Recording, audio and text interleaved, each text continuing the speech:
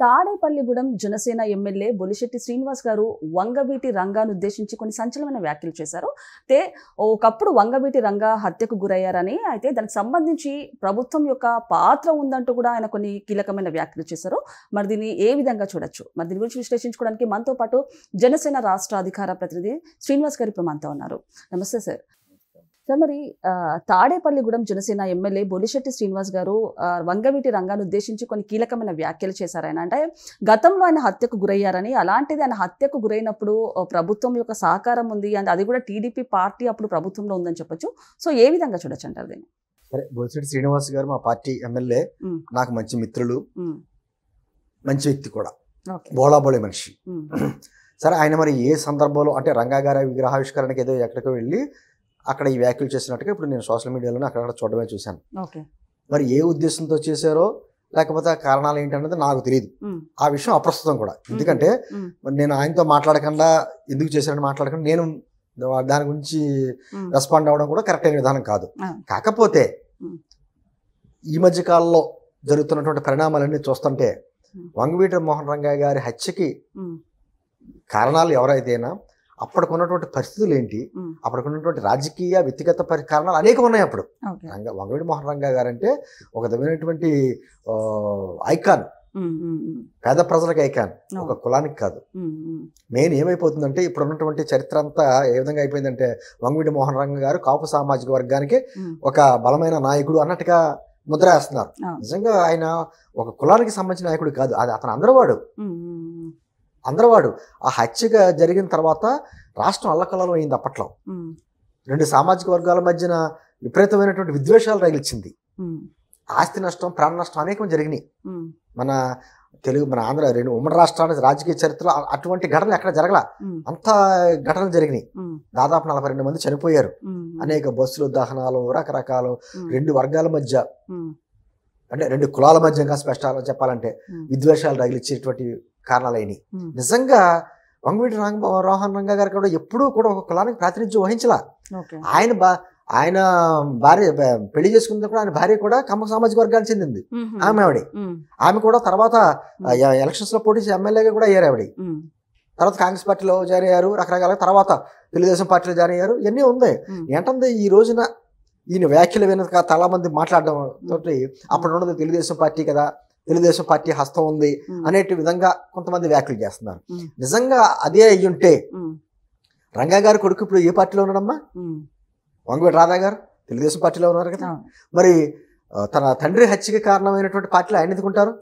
వంగవీటి మోహన్ రంగా గారి భార్య తర్వాత తెలుగుదేశం పార్టీలో కూడా ఉంది కదా. ఆవిడ తన భర్తను హత్య చేసిన వాళ్ళ పార్టీలో ఆమెకి ఎందుకు వెళ్తుంది? అంటే దీనికి ఈ హత్యకి కారణమైనటువంటి అసలు కారణాలు ప్రజలకు తెలియకుండా కొంతమంది అప్పట్లో ఉన్నటువంటి కొంతమంది రాజకీయ నేతలు కావచ్చు, కొంతమంది కావచ్చు, పెద్దలు కొంతమంది ఉన్నారు, కొంతమంది చనిపోయారు. వాళ్ళందరూ ఒక కుట్ర చేశారు. ఆ కుట్రలో భాగంగా కాపు కమ్మ సామాజిక వర్గాల మధ్య విద్వేషాలు రగించడంలో సక్సెస్ అయ్యారు. అదే కొనసాగుతుంది. ఇంకా కాపు సమాజ వర్గానికి కమ్మ సామాజిక వర్గానికి ఇంకా విభేదాలు ఉన్నాయన్నట్టుగా ఎక్కడ ఉన్నాయమ్మా అసలు? ఈ రోజున ఆయన పెళ్లి చేసుకున్నదే కమ్మ సామాజిక వర్గానికి చెందిన ఆవిడ. అటువంటిప్పుడు ఆయనకే లేదు అంటే ఆయన జీవితం అంతా దేని గురించి పోరాడాడు అన్న విషయాలు చాలా మందికి తెలియదు. ఆయన హత్య జరిగినప్పుడు ఆయన నిరాహార దీక్షలో ఉన్నాడు. దేని గురించి ఉన్నాడు నిరాహార దీక్షలో? కొంతమంది బడుగు బలహీన వర్గాలకు సంబంధించిన ఇళ్ల పట్టాల గురించి ఆయన ఆ రోజు దీక్ష చేశాడు. ఆ దేశంలో ఉండగానే హత్య చేశారు ఆయన్ని. ఆయన కాపుల గురించి ఏం దీక్ష చేయలేదు. అంటే అతన్ని ఒక సామాజిక వర్గానికి, కాపు సామాజిక వర్గానికి నాయకుడిగా ముద్ర వేయడంలో ఇప్పటికే కొనసాగుతుంది. అది తప్పు కదా. అది ఆయన చుట్టూ ఎప్పుడూ కూడా బడుగు బలహీన వర్గాలకు సంబంధించినటువంటి అనేక మంది ఉండేవారు.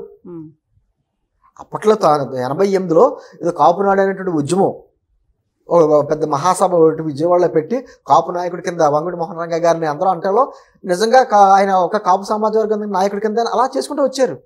ఆయన ఎప్పుడు కూడా ఒక సామాజిక వర్గం గురించి పోరాడలేదమ్మా. బడుగు బలహీన వర్గాలు, పేదల గురించి ఆయన చనిపోయినప్పుడు, హత్య జరిగినప్పుడు ఆయన చేసినటువంటి ఆ దీక్ష కూడా ఒక పేద ప్రజల గురించి, ఒక కులాల గురించి చేయలే. ఈ రోజుకి అదే విధంగా కాపు నాయకుడు ఒక దుర్మార్గమైనటువంటి ప్రచారం చేసుకుంటూ వస్తున్నారు. దీన్ని ఖండించాలి. ముందు ఆయన ఆశయం ఏంటి? ఆయన ధైర్య సాహసాలు, ఆయన ప్రాణత్యాగం చేయవలసిన పరిస్థితులు ఎందుకు వచ్చినాయి? రెండు కులాల మధ్య పోరాటమా, లేకపోతే రెండు కుటుంబాల మధ్య పోరాటమా, లేకపోతే ఇద్దరు నాయకుల మధ్యన పోరాటమా? ఏం జరిగింది ఘర్షణ ఉమ్, చరిత్రలో ఎప్పుడమ్మా సరే. గతంలో జరిగినటువంటి తప్పులు ఏవైతే ఉన్నాయో అవి భవిష్యత్తులో జరగకుండా మన యువతని మనం ఆలోచన ప్రేరేపించేలా ఉండాలి.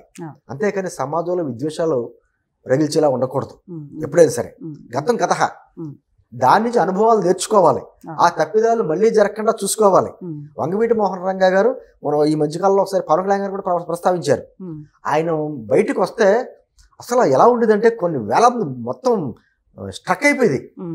అన్ని వేలాది మంది జనం వచ్చేసేవారు ఆయనకి. అంత ప్రజాబలం ఉన్న నాయకుడు ఆయన ఆ రోజు దీక్ష చేస్తుంటే అతని మీద దాడి జరిగితే కాపాడుకోలేపారు ప్రజానీకం. బయటకు వచ్చినప్పుడు వేలాది మంది లక్షలాది మంది వచ్చేస్తారు. మరి నిజంగా ఒక పేద ప్రజల గురించి అతను ఉద్యమం చేస్తున్నప్పుడు దీక్ష చేస్తున్నప్పుడు అతను ఎందుకు కాపాడుకోలేకపోయారు అంటే అసలు ఆయన హత్య వెనకాల అసలు కారణం ఏంటి సార్? అనేక రకాల కారణం. నేను అంటుంది ప్రస్తుతం అప్రస్తుతం, ప్రస్తుతం అది అప్రస్తుతం. ఎందుకంటానంటే జరిగింది దానికి కారణాలు నిజంగా అతను కొంతమంది ఏం చేస్తారు, మా కాంగ్రెస్ పార్టీ నాయకుడు అని చెప్పుకుంటారు. మరి తర్వాత కాంగ్రెస్ పార్టీ అధికారంలోకి వచ్చింది కదా, మరి ఆ హత్యక కారణాలు ఏమైతే వ్యక్తులు ఎవరని చెప్పి సిబిఐ ఎంక్వైరీ కానీ సిఐడి ఎంక్వైరీ కానీ చేసిందా? ఎందుకు కోరలేదు? ఎందుకంటే అతను హత్య వెనకాల అన్ని పార్టీల నాయకులు ఉన్నారు. అనేక రకాల కారణాలు ఉన్నాయి, వ్యక్తిగత కారణాలు ఉన్నాయి, రాజకీయ కారణాలు ఉన్నాయి, అనేకం ఉన్నాయి. జరిగిపోయింది. 1989లో జరిగింది. ఇప్పుడు ఎంతమ్మా 2025. మరి ఇప్పటికే ఆయన ఎందుకు అంత ఇదిగా ప్రాణత్యాగం చేయడానికి కారణాలు ఏంటి అనే ఆలోచనలో ఉండాలి. ఆయన ఏ విధంగా ప్రజానాయకుడిగా ఎదిగాడో ఆ మార్గాలు చూసుకోవాలి. ఆయన ఎందుకు కాపాడుకోలేకపోయామో దానికి ఆలోచించుకోవాలి. అది మానేసి ఒక కులానికి ఆయన నాయకుడిగా చేయడం వలన ఇంకా మనం ఇప్పుడు సమాజంలో కులాలను కలిపే ఆలోచన విధానం మా జనసేన పార్టీ మొదటి సిద్ధాంతం. చాలా మంది అన్నారు కులాలను కలిపే ఆలోచన విధానం ఏంటి, ఏ విధంగా కలుపుతారు అంటే ఇలాగే సమాజంలో ఉన్నటువంటి ఆ విద్వేషాలని తప్పించాలి. ఆఖరికి పవన్ కళ్యాణ్ గారు బీసీ హాస్టల్స్, ఎస్సీ హాస్టల్స్ అలా ఉంటాయి కదమ్మా హాస్టల్స్ పేర్లు. అసలు పిల్లల్లోనే వీళ్ళ బీసీలు వీళ్ళ ఎస్సీలు అని చెప్పి విడదీస్తే ఇంకా మనం రాజ్యాంగంలో మనం ఏం గౌరవిస్తున్నట్టు? కులరహిత సమాజం కావాలని కోరుకుంటాం మనం. ఒక పక్కన పిల్లల్లోనే బీసీలని ఎస్సీలని ఇలా రకాలుగా విడదీస్తాం. ఇది ఎంతవరకు సమంజసం? పేద పిల్లలు అంతవరకే, వాళ్ళు ఏ కులానికి చెందిన కూడా అవ్వచ్చు. అటువంటిది రావాలని ఆలోచన అయింది. అంటే కులాలను కలిపే ఆలోచన విధానం అంటే అలా ఉండాలి. నేను అంటుంది ఎవరు నేను బొత్స శ్రీనివాస్ గారి వ్యాఖ్యలు ఎందుకు చేశారో, ఆ చేయడానికి వాళ్ళకి కారణాలు ఏంటో, యథాలాపంగా ఏమైనా చేశారా ఏంటో నాకు పూర్తిగా తెలీదు. కాకపోతే నేనేమంటున్నానంటే ఇప్పటికైనా కూడా రంగా లాంటి వ్యక్తులు ఎందుకు వాళ్ళ ప్రాణత్యాగం చేయవలసి వచ్చింది, దేని గురించి ఆయన పోరాడారు. ఈ రోజుకి కూడా వైఎస్ఆర్ కాంగ్రెస్ పార్టీ వాళ్ళు కాపులకి కమ్మలకి మధ్యన ఇంకా విద్వేషాలు రగిల్చాలి అనేటువంటిది ఇంకా కుట్రలు చేస్తున్నారు. ఆ కుట్రలో మనం భాగం అవుతామా, పౌలుగా మారదామా? మనకి ఏం కావాలి? మన బిడ్డల భవిష్యత్తు ఎలా ఉండాలి, రాష్ట్ర భవిష్యత్తు ఎలా ఉండాలి? ఇంకా కులాలని కొట్టుకుందామా? ఎవరి కులాలను గౌరవించుకుంటారు, తప్పులేదు. ఎందుకంటే ఇప్పుడు మనం పలానా కులంలో పుట్టాలని చెప్పి మనం ఏం అనుకోం. పలానా గర్భంలో పుట్టాం, వాళ్ళ మన తల్లిదండ్రులు ఏ కులం అయితే ఆ కులం మనకు వస్తుంది, ఏ మతం అయితే ఆ మతం మనకు వస్తుంది. మనకు కావాలని కోరుకుంటలేదు కదా. సరే, మన సమాజంలో అన్ని రకాల కలుపుకునేటువంటి విధానం ఈ రోజు ఉంది. ప్రపంచమే గ్లోబల్ విలేజ్ అయిన టైంలో ఇంకా కులాలని ఒక వ్యక్తులు కొంతమంది మాట్లాడుతుంటే తెలంగాణలోని మాకు ఇంత కులపిచ్చి ఉండదు, మీ ఆంధ్రప్రదేశ్లో మా కులాలతో రగిలిపోతూ ఉంటారు అంటే మాటలు ఏంటంటే బాధ కలుగుద్ది. ఇంకా అదే ఆలోచన దొరుకుతుంది. ముందుకు వెళ్దామా సార్? మీరు అన్నట్టు ఈ కులాలు కానివ్వండి, లేకపోతే సామాజిక వర్గం కానివ్వండి, సామాన్య ప్రజలకే కాదు, ఇటు రాజకీయంలో కూడా చాలా ఎక్కువ ఉందని చెప్పచ్చు. అలాంటిది ఇది కాన్సెప్ట్ వెళ్ళి నార్మల్ గా అందరూ ఒకటే అన్నది రావాలంటే ఏ విధంగా? ఇప్పుడు మన కులం ఉందమ్మా, మన కులం వాళ్ళతో అంటే పెళ్లిళ్ళకి సంబంధించి అప్పట్లో ఏదో వృత్తులకు సంబంధించి కులాలు ఏర్పడ్డాయి. ఈ పలానా వృత్తి వాళ్ళ పలానా కులం అన్నట్టుగాను ఆ తర్వాత ఆ కులంలో ఉన్న వ్యక్తులు పెళ్లిళ్ళు చేసుకోవడం అనేది జరుగుతుంది. ఈరోజు అది కూడా బ్యారేజ్ తొలుగుతున్నాయి. ఇతర కులాల మంచి చెడు ఇదే చూస్తున్నారు తప్ప కులం చూడట్లా. అంటే ఉంది, కులం ఉందా లేకలేదు, కానీ అది తగ్గుతుంది భావన. ఏంటంది ఒక కులం, నా కులం ఉన్న వ్యక్తులతోటే నేను వైద్యం చేయించుకుంటాను, నా కులం ఉన్న వ్యక్తులతో బ్లడ్డే నేను ఎక్కించుకుంటాను, నా కులం ఉన్న వ్యక్తి పెట్టినట్టు స్కూల్లోనే నేను చదువుతాను, మా టీచర్ పలానా కులం వ్యక్తి నా కులం అయితేనే నేను చదువు చెప్పించుకుంటాను. ఎక్కడ ఉంటున్నారా? మన పిల్లల్ని పలానా స్కూల్లో చదివిస్తే స్టడీస్ బాగుంటాయి, పలానా టీచర్ దగ్గర నేర్చుకుంటే బాగుంటది స్టడీస్ అని చెప్పి మనం జాయిన్ చేస్తున్నాం. పలానా డాక్టర్ గారు మంచి డాక్టర్ గారు ఆ చేతిలో వైద్యం బాగా చేస్తాడని చెప్తుంది తప్ప మాత్రం కులం ఏంటో మనం చూడట్లేదే. అప్పుడు మాత్రం కులం గుర్తురాదు, ఇప్పుడు మాత్రం కులం ఏంటమ్మా కులం? నేను అంటుంది ఏదైనా ఓవరాల్ గా నేను అంటుంది వంగవీటి మోహన్ రంగా గారు ఆయన జీవితం అంతా కూడా బడుగు బలహీన వర్గాలకు అండగా నిలబడటం సాగింది. ఆయన మరణం కూడా ఆ రోజు బడు బలహీన వర్గాలకు సంబంధించిన ఇళ్ల పట్టాల గురించి ఆయన దీక్ష చేసిన అక్కడ మా హత్య గావించబడ్డాడు. ఆయన ఆశయం ఏంటి, ఆయన లక్ష్యం ఏంటి, మళ్ళీ అప్పట్లో జరిగినటువంటి తప్పిదాలు భవిష్యత్తులో జరగకుండా ఏం చెయ్యాలి, ఇది ఇప్పుడు మనం ఈ సమాజం మనం ఇప్పట్లో మనం ఆలోచించవలసింది ఇది. అంతేకాని యువతలో కూడా ఇంకా పలానా కులం అని చెప్పి విద్వేషాలు తగిలించుకుంటే వెళ్తే సమాజం విచ్ఛిన్నం అవుతుంది. అది మంచిది కాదు, మన బిడ్డల భవిష్యత్తుకు కూడా మంచిది కాదు. ఆయనే మనకు ఆదర్శంగా నిలబడ్డాడు కదా. ఆయనే ఇతర కులాలు, ఆయన కాపు కులానికి సంబంధించిన వ్యక్తి అయినా కమ్మ కులానికి చెందిన ఆవిడని పెళ్లి చేసుకున్నాడు. మరి ఇంకా కాపు కమ్మ అని మీరు ఎలా మాట్లాడతారు? ఇప్పటికొచ్చి ఆయన ఒక కులానికి సంబంధించినటువంటి నాయకుడిగా ఎలా ముద్రేస్తారు? అంటే ఈ కుట్రలో కొంతమంది చేస్తున్నటువంటి కుట్రలో మన భాగస్వాములు కాకూడదు.